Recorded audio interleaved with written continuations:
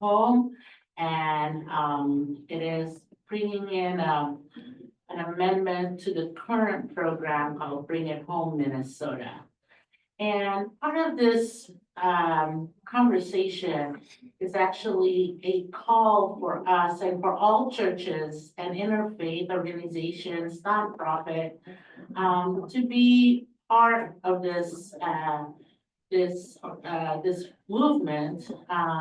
So we don't know how long this will be, but for our saviors to be part of it and to participate in this organization, and not organization, but in this movement together. And Jim will talk more about what it is behind Our Future Starts at Home. What is what are we amending from the Constitution? And also what the roles of the partners, including Mount Olive, and so that we have a better idea of how we can participate in this movement. And so we're gonna have Jim share about the amendment and the program itself, and then we'll definitely end if we can, but maybe like for 30 minutes we'll speak, and then we can do question and answers or any concerns, and yeah. And then we hope to vote for this on our annual meeting, February 9th. Okay, thank you. So let's give it a hand of applause to Jim. Thank you. I'm honored to be a part of your morning together on the day. Let me actually let me back up a little bit. I'll tell you a little bit. First of all, I am Jim Hartman. I serve as coordinator of neighborhood ministry at Mount Olive, so just literally 6 blocks or so down the road. We are in many ways your neighbor congregation. Our two congregations have lots of history together. I know we have volunteers who are regularly serving at the Our Savior's Community Services Shelter. Your former pastor, Pastor Lori, serves for Vicarage in Mount Olive. So we have a lot of ties and connections, both historically and in our current time as well. And we are honored to be your neighbor. I have a great amount of respect for your staff, your pastors, the others around here, and the work that you all are doing in our community and amongst your worshiping community. So first of all, I will say that thank you for all that you do in this area as a partner congregation. As we look at the idea of well, first of all, I should say, if you didn't know, there is a movement being shared right now. There is a movement in Minnesota right now to add a constitutional amendment to our state constitution that would provide a guaranteed source of funding for housing. And we'll talk specifically about what that is. But first of all, just to get that on the table, that is happening right now. And there's a number of different things going on. First of all, though, a proposed constitutional amendment for housing is first of all about values. So if I say the word values, what pops into mind? What do you think of first? I'll give you a definition. Values are something intrinsically valuable or desirable. What are some values that you can think of?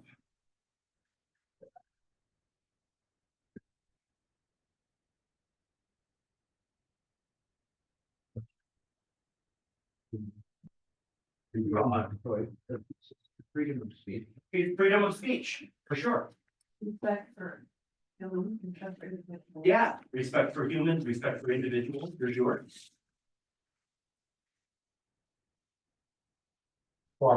Equality, absolutely. Caring for one another. Caring for one another.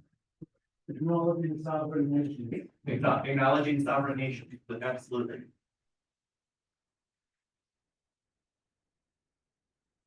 There's a few that you might consider, many of which you mentioned as well.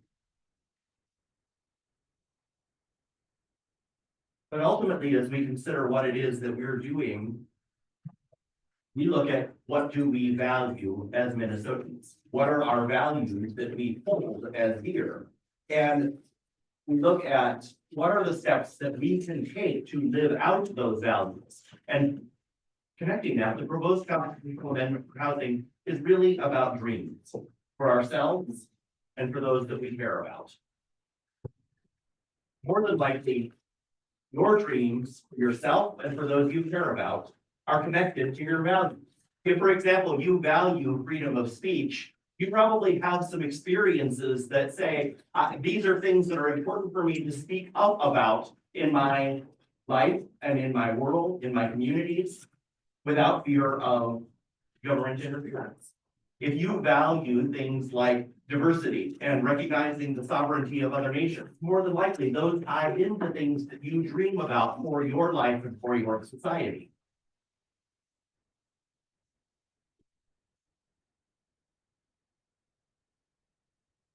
When we feel insecure about our own well-being, we are often unable to dream and unable to make our dreams reality. And that's where we start to lead into the connection to this.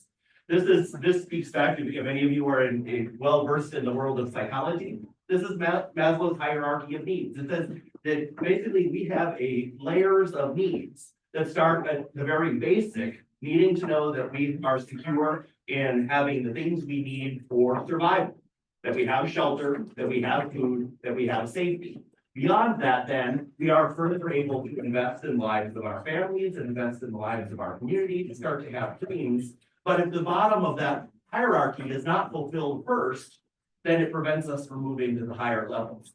So when our fellow Minnesotans are insecure about their housing, basic shelter and safety provided by housing, it means that dreams are not able to be realized. The role of a constitutional amendment for a faith community. I'll talk a little bit more about Mount Olive's involvement and your potential involvement before, but if there's any question about whether this is an appropriate place or not, those are absolutely appropriate questions to ask. I'll reference this document. This is a statement from a social message prepared by our national church body, the ELCA National Church Body, on involvement in civic issues. This church teaches that civic engagement is a vital aspect of our discipleship for baptized Christians. We have a responsibility not only to fulfill our private roles and functions in life and to pray for those in authority, but also to be civically engaged. We do so to act against destructive consequences, but also for fair and compassionate governance. Now, I'll also address the legality issue. There certainly is a legal aspect of what nonprofit organizations like churches are able to do without risking their nonprofit status. Now, the short answer is we can do basically whatever we want when it comes to issues. But if we were to offer opportunities for specific candidates to speak, we have to offer equal time to all sides in an election. That's the short, there's a whole lot more detail, but that's the short issue. We can do whatever we want as a nonprofit, as a faith community in terms of issues. But if we were to offer opportunities for candidates, we have to offer equal time to all people running for a particular office. That's the short of it when it comes to legality. So what would a constitutional amendment do if we were to pass this? First of all, it would address a statewide systemic problem through a statewide systemic approach. I don't think anyone in this room likely is unaware that we have a problem not only with housing being affordable for our general population, but we are also dealing with a homelessness crisis. I know your congregation and Pastor Esther in particular have engaged at a very high level in working with people experiencing homelessness. We'll talk a little bit more about the constitutional amendments role in addressing that issue. But the reality is we have some problems when it comes to housing in Minnesota. This is one significant way of getting toward addressing those systemic problems. It would prevent homelessness and provide pathways to permanent housing. We'll talk about what the mechanisms would be as a part of this in a little bit. It would also eliminate regional and racial disparities for Minnesota families. You're gonna talk more about Yeah. that, but I feel like you're sort of interchanging the funding and the constitutional amendment. They are, The funding would use all those three things too. the constitutional amendment is at its heart a funding mechanism, and I'll talk about that. So yes, But you you're use them interchangeably with their, to me, victim. correct. I'm using them interchangeably for the purpose of this conversation because of what the kind of mechanism the constitutional amendment is. Now certainly there would be another conversation to be had about what other steps need to happen. Now, the constitutional amendment, I will say, there is definitely overlap, and I'll talk about the mechanism for how the money is distributed, and it maybe will address some of your concerns.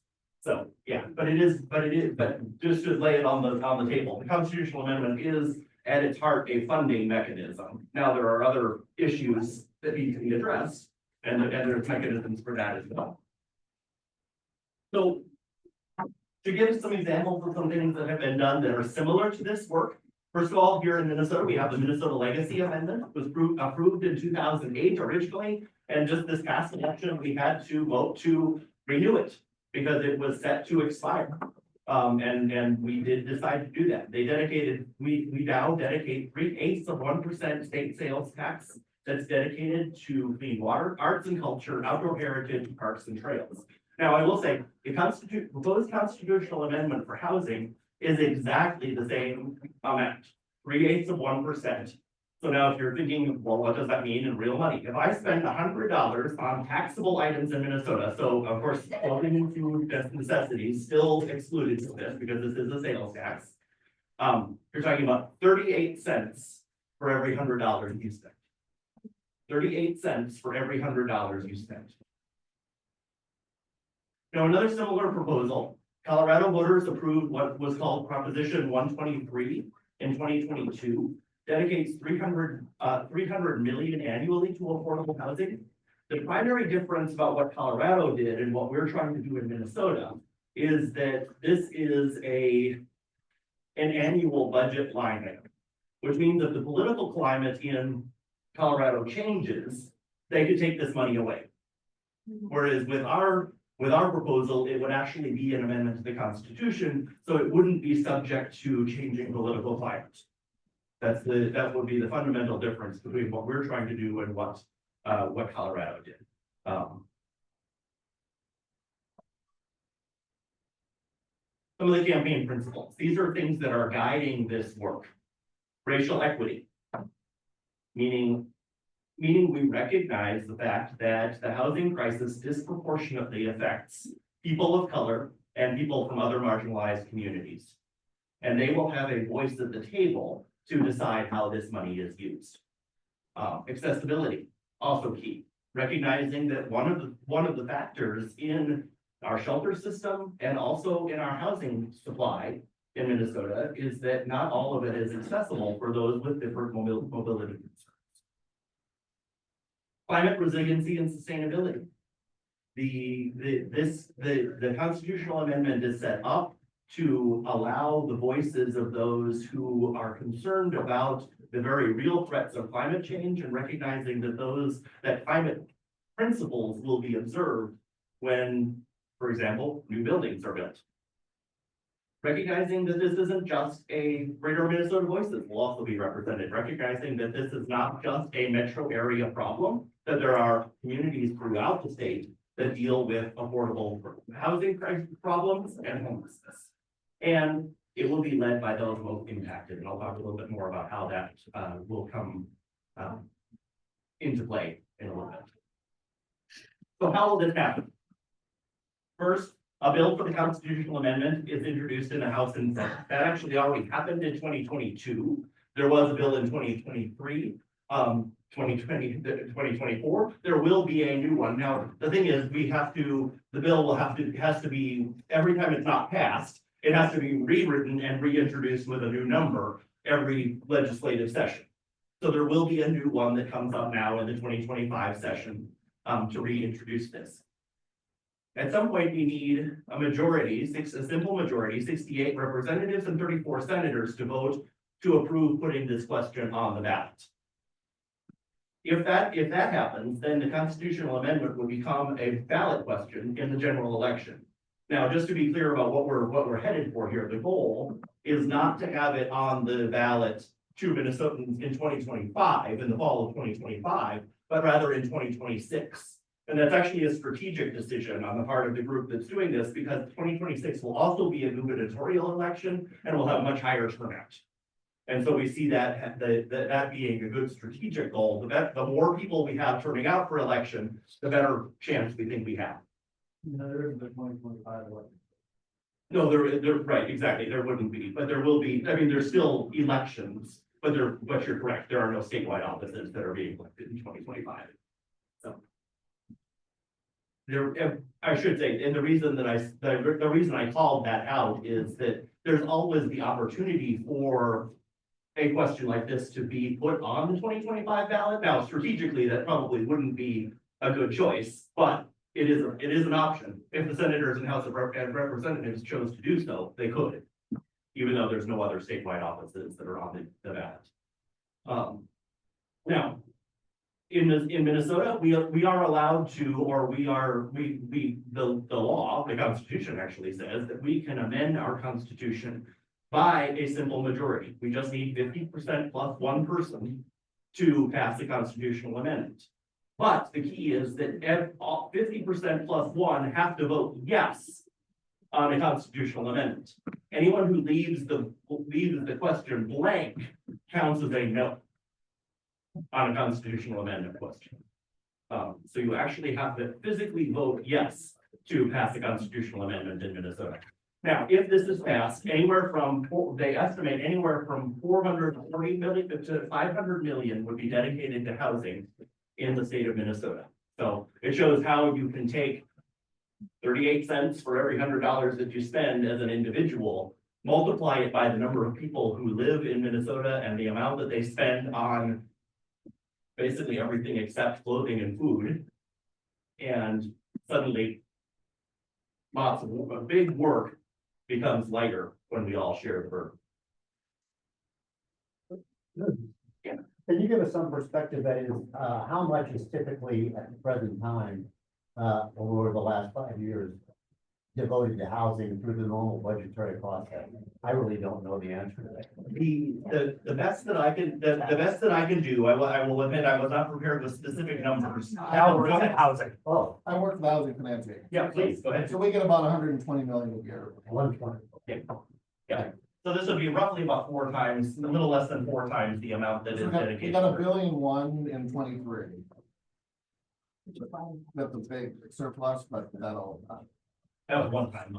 Yeah, exactly. No, thank you. I appreciate that. One illustration that really stood out to me, this is Mike Howard, who was the chair of the housing committee in the House of Representatives last year, was at a rally that I was also a speaker at. And in that rally, he held up a gallon jug full of water. And he said, imagine this is the Minnesota state budget. How much do you think is dedicated to housing? And then he held up a tablespoon and he said, this much. So gives you an idea of how the money is spent and proportion. So now this is the draft language that was introduced last year. Now, of course, there could also be revisions that happened in this along the way. But at least right now, this is the language that is being proposed. Shall the Minnesota Constitution be amended to remove barriers to home ownership, to make our rental housing safe and affordable, and to protect our vulnerable households and communities from displacement and homelessness by increasing the sales and use tax rate beginning July 1st, 2027 by 0.3% on taxable sales until the year 2052. Yeah. Right, that's what we're hoping for. That's exactly what we're hoping Yes. for. So that's the question that would be, that's at least the language right now that is being proposed. Now that could all, of course, be edited and changed, but that's the language right now. Yeah.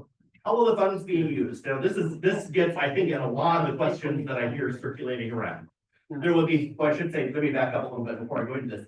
There'll be three different funds that this money is split up into. each of those funds will be governed by councils. And I'll talk a little bit more about the makeup of those councils as far as how the funds within those three pots, if you will, are used. The first is for household and community stability. This is at the lower end of the spectrum of the housing spectrum, and I'll talk about the pipeline of housing here in a moment, because I think it's a powerful illustration.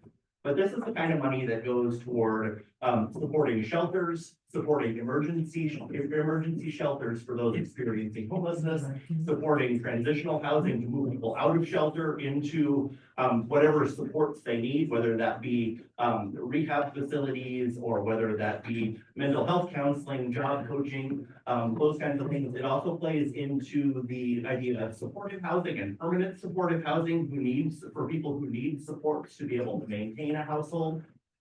That's what this fund would do.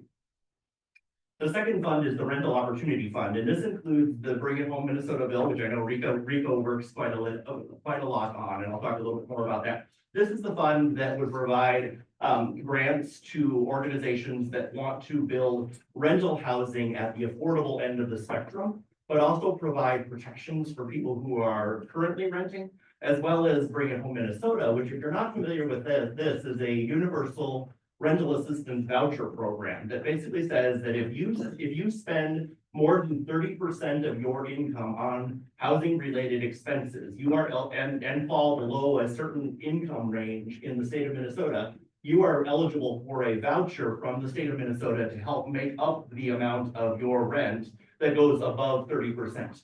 Meaning you don't have to live in a specifically affordable housing complex. You can stay living right where you are and get a subsidy from the state of Minnesota to help you pay your rent and bring it back to what's considered to be a reasonable level. And there are other protections in there that as well, saying landlords can only charge what's considered to be market rate rent for the community that they're in. And if they raise their rent more than a certain amount in a certain year, then they would no longer be eligible to take the vouchers. And so there's some renter protections things as well in there.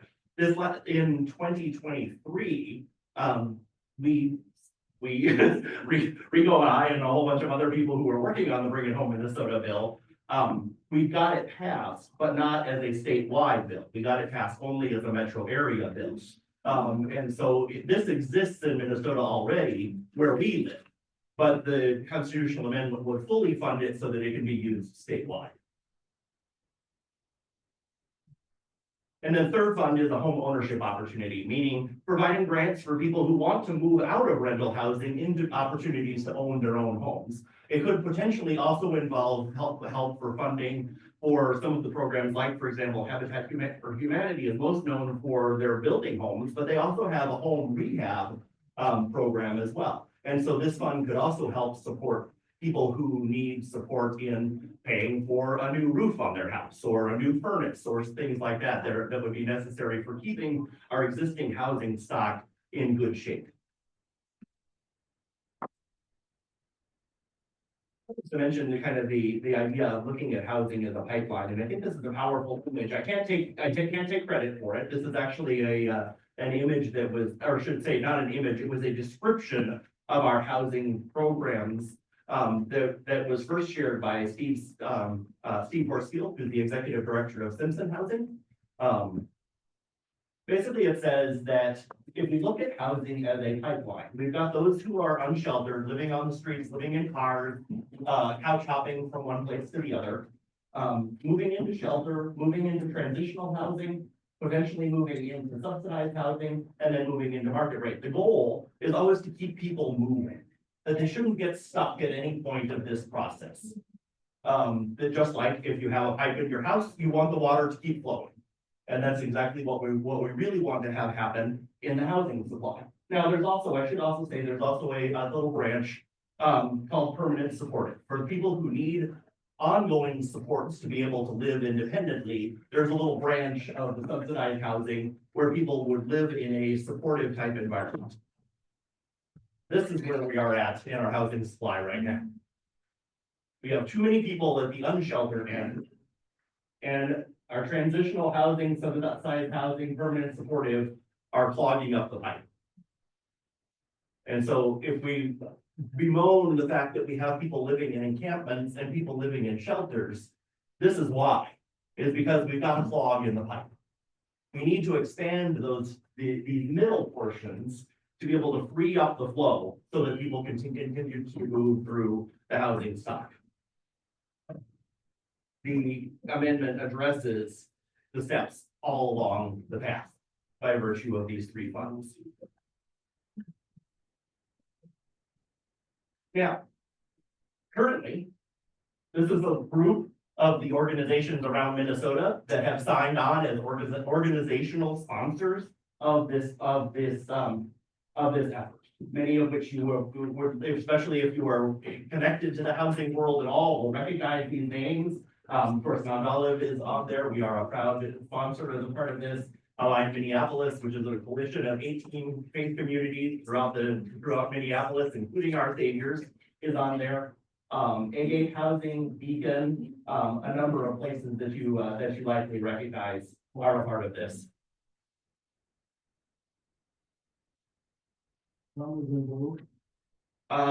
Say it again? Correct, yes. Yeah, in fact, on our, and I regularly, well, I'll talk a little bit more about this, but I do regularly meet with people from Mankato and Duluth and Rochester and whatnot as a part of this effort as well. Now, I will say, one of the things that's being considered, and Pastor Esther mentioned this in her introduction, is would Our Saviors want to sign on as an organizational sponsor to this effort? Mount Olive did that already. We're hoping that you will join us. But this will be something that you will have the opportunity to vote on as a congregation. And so consider this, and I'll talk a little bit more about what that means for you here in just a little bit. And there is a steering committee. These are the organizations from that list that really represent the organizations that are steering the direction of this work.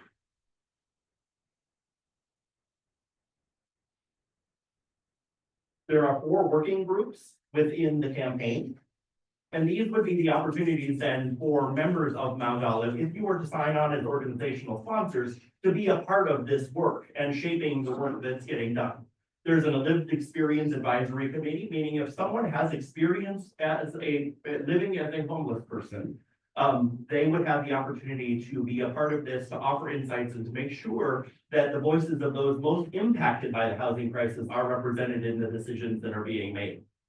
The statewide organizing committee is one that I serve on. This is the group that is taking a look at what are the steps that we need to make, what we need to take to ensure that the word about this is spread in our communities, and to work toward ultimately working through the legislative process, ultimately first to get it put onto the ballot, and then ultimately to get it passed by a statewide vote. As a part of that, opportunities like this to go into communities and share with other organizations that may be interested in signing up. That's part of what we do.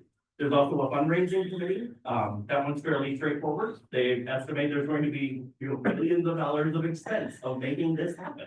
And so we have a group that is working on that. And there's also a lobby committee, which has a lot of overlap with the statewide organizing committee, but there is specifically a committee that is tasked with the communication to legislators about this effort. If you're interested in connecting, this information is all on your handout as well. And ways that you can get involved. First, endorse the campaign. You can show your organization's support for the constitutional amendment. I didn't put it on the slide and I realized I should have. You can also sign on as an individual sponsor.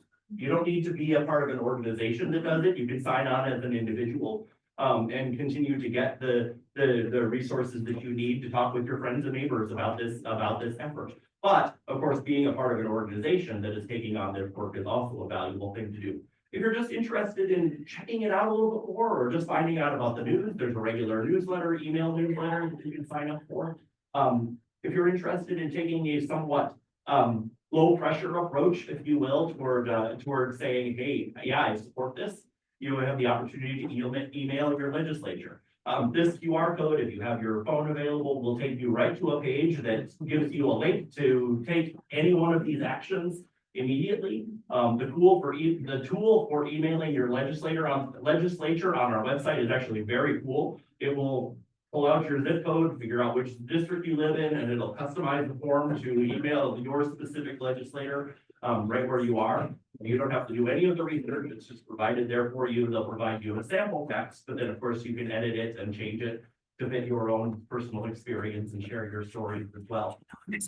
So there's a number of different ways that you can connect to this work. Now, I will also say that if our Saviors does sign on as an organizational sponsor, then I would defer to your leadership, whether that's Pastor Esther or whoever it is that takes on the lead role in here, because then they will likely have specific roles that they want you to take. Like, for example, one of the things that we're working toward in Mount Olive is engaging more in the legislative process. We did this with Bring It Home Minnesota. We plan to do it with this as far as attending hearings in the legislature when those come up, attending rallies at the Capitol when those come up. Contacting our representatives. We recognize that we have about, probably, I would imagine similarly to you, we have about 50% of our people that actually live in the city of Minneapolis, and then 50% that live in other parts of the Twin Cities. And so we have quite a range of representatives that represent us. And so we see that as a tool that we can contact our people wherever it is that we live, beyond Minneapolis even, and voice our support for this work. But I will defer to your leadership as far as whatever approach they take. If you were to vote to be a part of this, they will likely have some specific asks of you and the things that you can be involved in and do.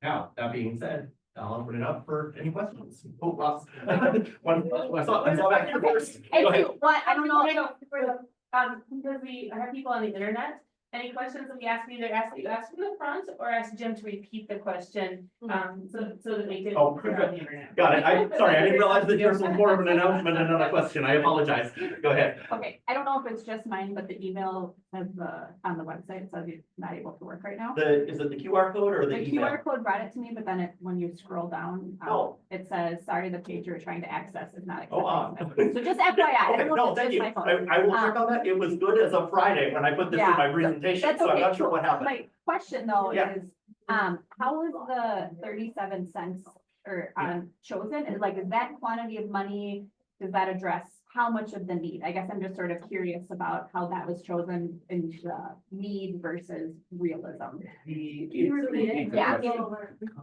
Yeah, and I'll take a step back here by the microphone too. Yeah. The question was, how is the 3/8 of a percent, 3/8 of 1% amount chosen? And how does that address the need? It makes the question of need is a tricky one because of the housing spectrum being so broad. In terms of will this actually address what is needed? Well, we'd have to talk to all the people who work in supportive housing. We'd have to talk to all the people who work in shelter. Those questions certainly are being asked. 3/8 of a percent, quite honestly, was chosen because it was considered passable, if you will. Because we've done it before with the legacy amendment. The organizing group has said 3/8 of a percent is something that Minnesotans understand and will raise a significant portion, if not all, of the money that is needed for this effort. So in a lot of ways, for someone like me and maybe perhaps you who tend to think, what's our goal and what do we need to achieve that? It's not a very satisfying answer. But unfortunately, sometimes when working in the legislative process, you have to do what is workable rather than necessarily what's ideal. And so they're working with something that they feel like people will understand this and pass it, and it will make a huge difference, if not solving the problem. But the question of need is always tricky.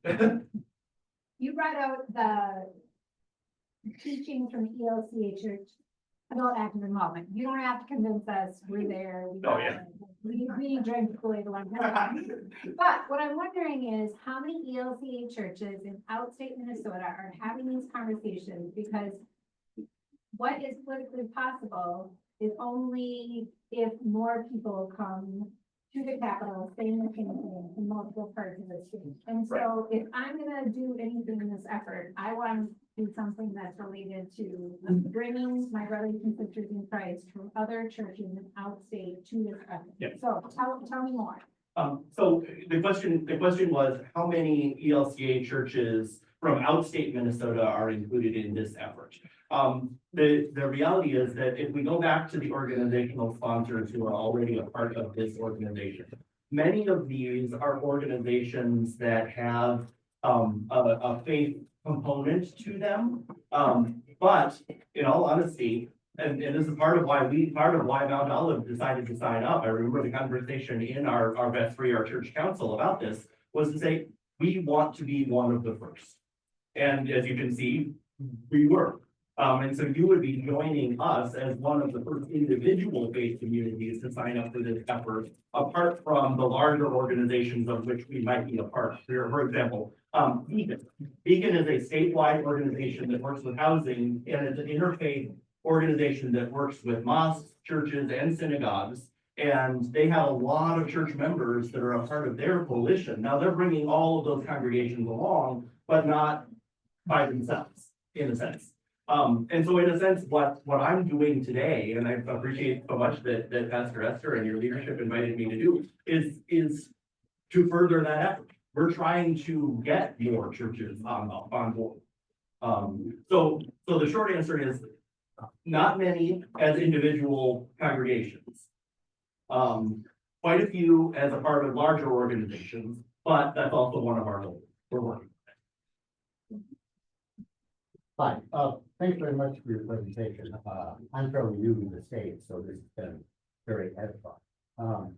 And I certainly support the basic idea of having an increase in the taxes you mentioned, in the amount that you mentioned, to provide at least $500 million to support housing. I have some questions about whether the constitutional amendment is the best means to that end. Let me ask a couple of questions to get at that. Yeah. I mean, the first question is, since I don't know the state constitution, I don't know whether there are already amendments in place for the other basic human rights you mentioned.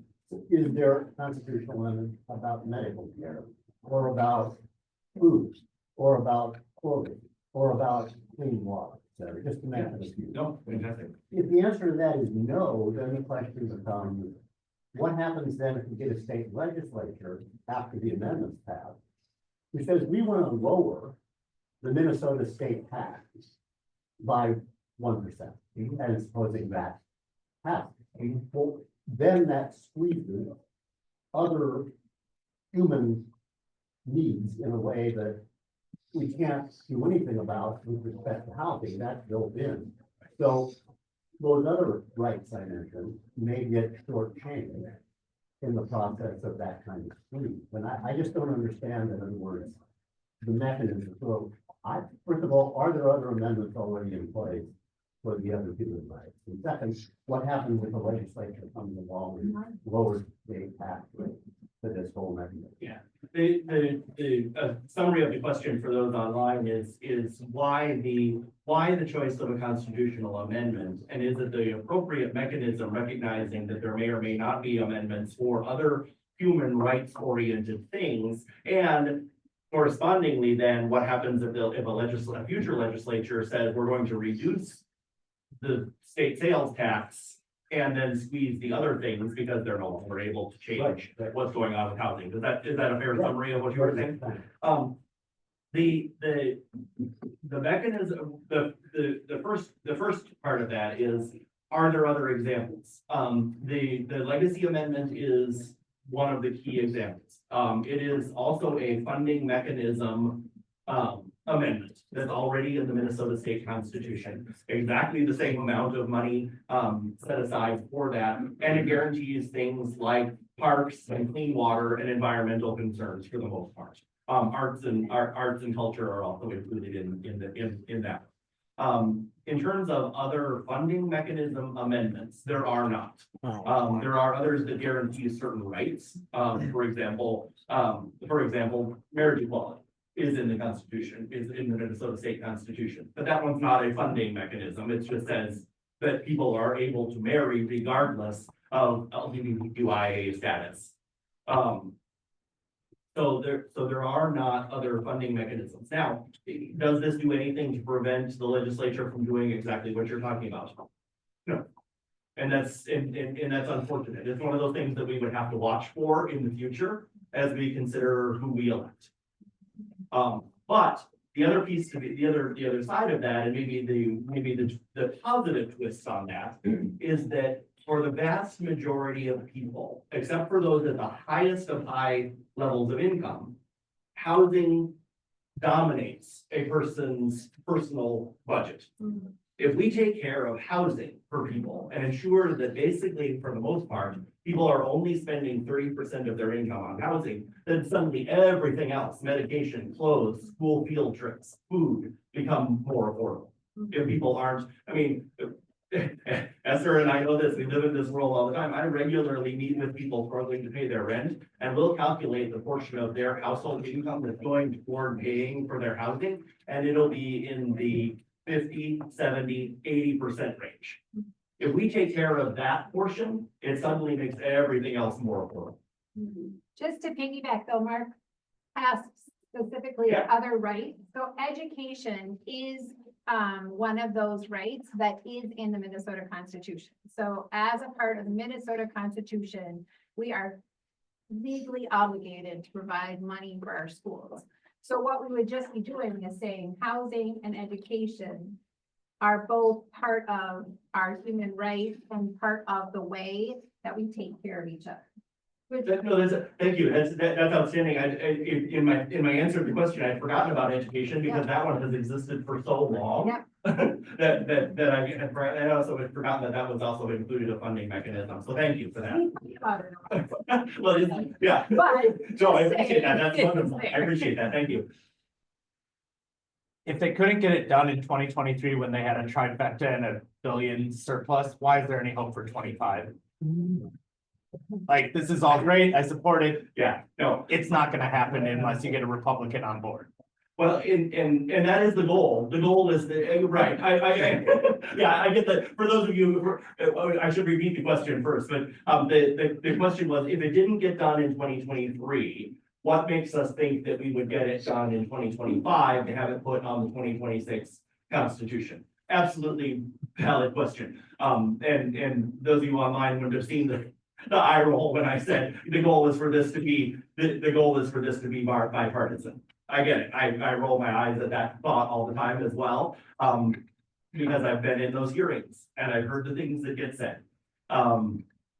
The reality of what happened in 2023 is that no one anticipated it getting done.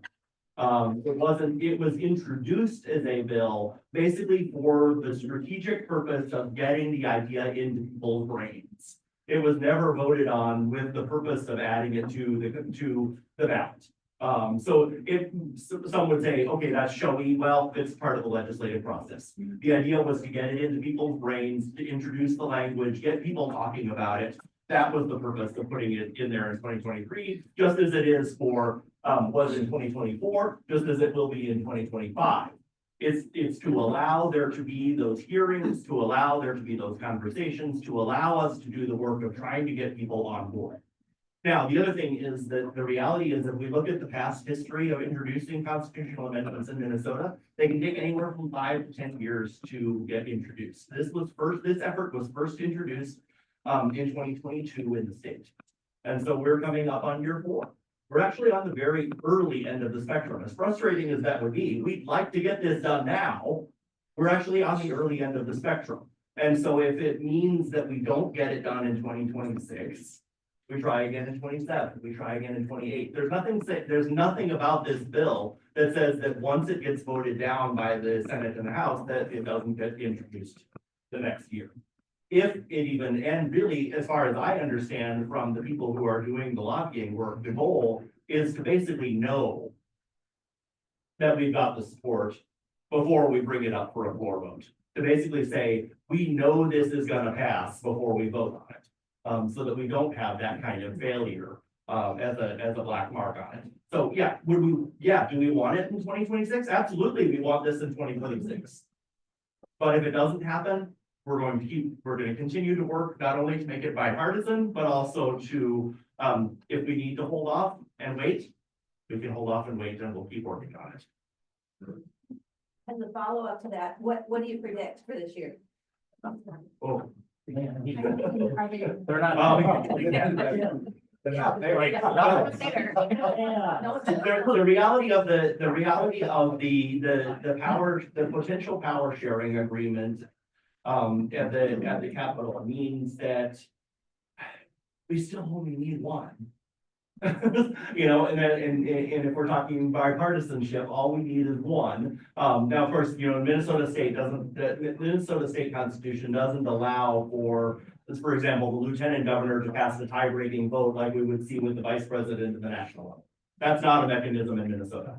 So we can't rely on Peggy Flanagan in that regard. We can rely on her for a lot of other things, but not that because the Constitution doesn't allow it. So the reality is all we need is one. There are some, I will tell you that they may not be the most loudly outspoken people. I do know from some of the hearings that I attended on the Bring It Home Minnesota bill, that there are some Republican legislators that are at least open to the idea of something like this.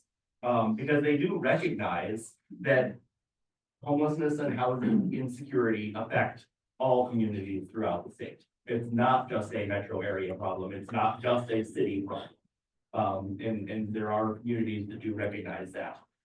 Whether they will put that recognition into an actual yes vote, that's the work that we need to do. Just perhaps a footnote in the conversation, with regard to some things happening right here. I think most people in the room know it, but our partnership with our community, our Savior's Community Service next door. Right now, we're in the process of doubling the homeless, shelter bed space. Yeah. State funded. And if our larger project that we envision happens, we would be adding 40 permanent supportive housing units here on the property. Yep. So it doesn't speak to the amendment, but it does speak to something happening. No, and I think that you, for those of you online, the question or the comment was recognizing that Our Saviors through Our Saviors Community Services Group is already in the process of expanding your shelter and looking at a long-term vision of adding significantly to the permanent supportive housing stock in the Twin Cities. By the way, you guys do fantastic work through that organization. I think very, very highly of the work that you do through your shelter and your supportive housing groups. And Our Saviors Community Services as a whole. One of the things that could potentially help though is that first pocket of money is for projects like what you're talking about. And so you could, I mean, now, whether your project is already ahead of any funding that would come from the constitutional amendment, that's another question. But the organizations like Our Saviors Community Services would benefit from the funding that could come from a mechanism like this. That's the kind of organizations that first pot funds. Like others in the room, I love the end goal vision of this, and I'm also impressed by the broad range of coalition members. But I too share the concern about a constitutional amendment and the taxable strategy. And I also have concern about why sales tax falls disproportionately on people of lower income. And over the past 40 years, we've already seen that sales tax climb up from like 5% to 9.775% in a lot of jurisdictions. Like, why add sales tax? Why not a different kind of revenue stream? Exactly. The question was echoing the concerns about whether a constitutional amendment is the proper mechanism to achieve our goals, and then correspondingly, whether a sales tax is really the proper approach as opposed to looking at other funding mechanisms. Also, and I will say an unsatisfying answer is all I can offer on this one. I'll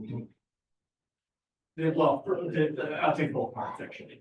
Constitutional amendment, because we don't want this to be one of those issues that ends up like Proposition 123 in Colorado. Now, so far, their legislature has approved this money in the subsequent years following the passage of that bill. But all it has to do is have one body of their legislature flip sides, and that money disappears. Constitutional amendment provides guaranteed funding for a long period of time. And the Minnesota State Constitution is relatively easy to amend.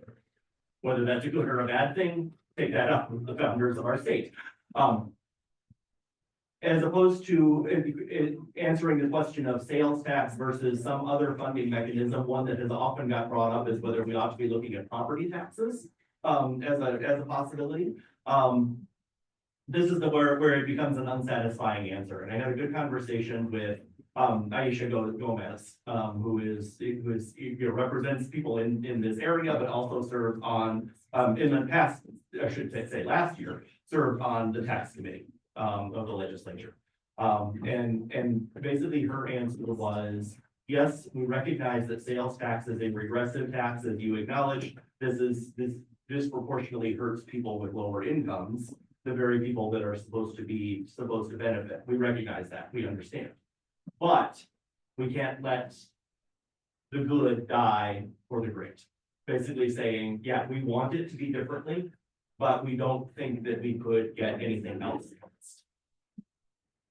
And can you unpack the political analysis underlying that? Why can't you get anything else passed? Why is that we're fighting for? Yeah, unfortunately, that's a question that I am going to write that down, but I need to pose that to someone who is living that process every day, perhaps Aisha, and see what her response would be. I wouldn't claim to be someone who would understand the idiosyncrasies of what needs to be done there. But yeah, that's the best answer that I can offer, and not satisfying to me either. I don't necessarily like that answer, but I also sometimes understand the political process, and hearing it from someone like Representative Gomez, that I really do respect, helps me understand a little more of the calculations that go into those kinds of decisions. Now, the other thing that I will offer is that the broad base that is the sales tax in the state of Minnesota does allow us to work with only 3/8 of 1%, meaning 38 cents for every $100 that's spent. So it's pretty small. Not a hugely consequential tax, but yes, there are some realities that need to be addressed there. Thank you. For more questions, you can ask individually. Oh, Sam, I have to do the last one here. Okay, go ahead. Actually, I need to make announcement. Okay. Document to appear. Yes, you can.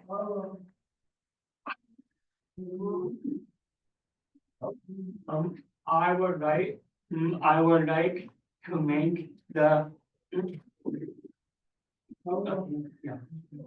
I would like to make an announcement to everyone about what is happening with the mayor and police department. I want to tell everyone that the mayor's orders is to take down homeless encampments, and I need help to stop that from happening. Thank you. Thank you, Sam.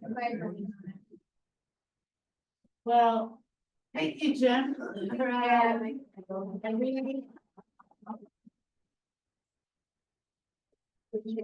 we look forward with our housing. So any questions? Jim is here. Because the kids are coming, you just don't want it to be. It's so good. But yeah.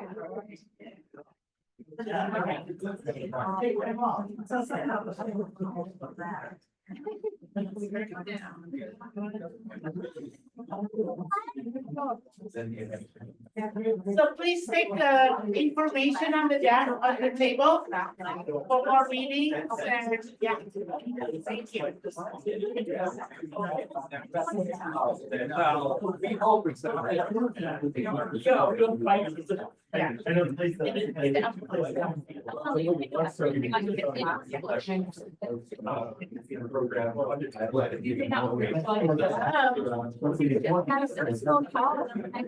Yeah, wasn't it?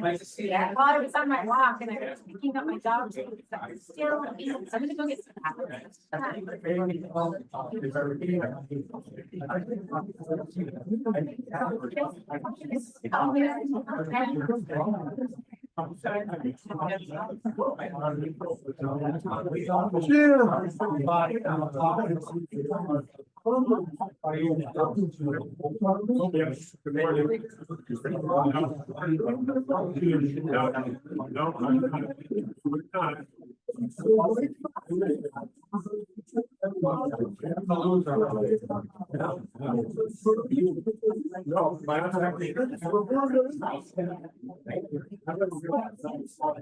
No, this also.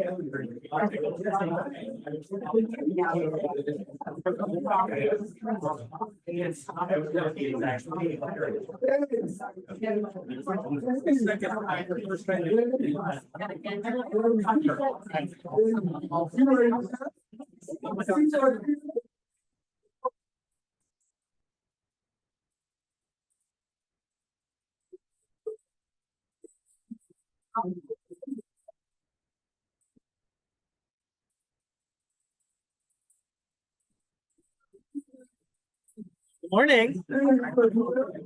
Yes, I do. Yeah,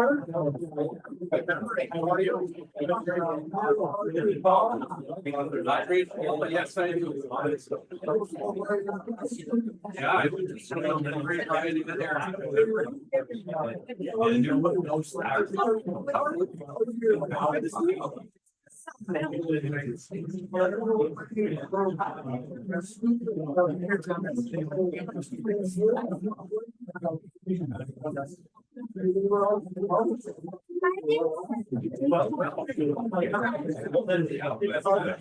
Yeah, they were all on, so we got a couple before they were all gone. Yeah, I knew they were all gone before you. I knew I haven't.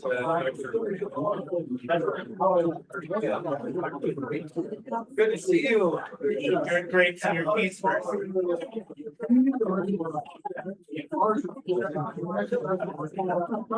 I have the time. Probably about 40.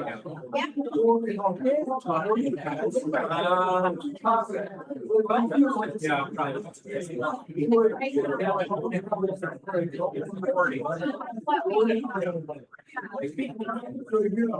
Good to see you. Good to see you. Have a great day.